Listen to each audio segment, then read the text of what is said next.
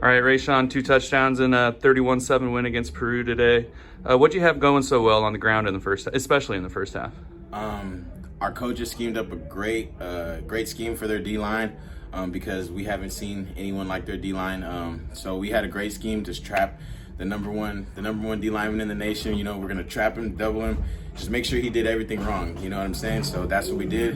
The linemen played their asses off. They all came up today and did their thing and took care of the whole D line, and that was the biggest success for us in the first half. Our line executing what we practiced all week and making sure that number 3 was in the wrong position every time.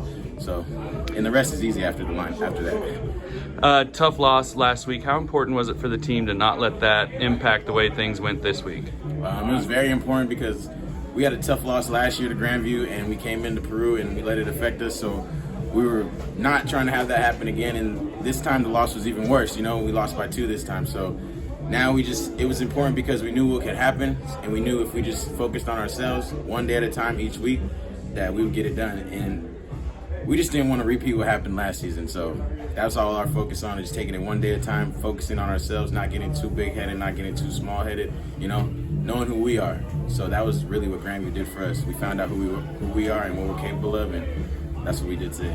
All right. Thanks, Rayshon. Thank you so much for having me.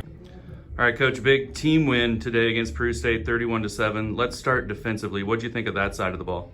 I thought they did a great job stopping the run, forcing the quarterback to 3rd and long situations, getting pressure early. We created a turnover right away. That was a big deal.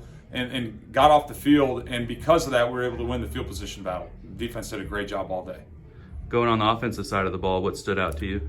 Our ability to run the ball in the first half and keep their D-line off balance, and then we hit them with some big plays. Garrett did a great job finding the receivers, and right before halftime, that long drive, Gathright hit a double move down the sideline for a huge play. And then our ability to finish in the red zone was better today. We still want to be a little bit better, but I thought our kids did a great job of handling the wet conditions.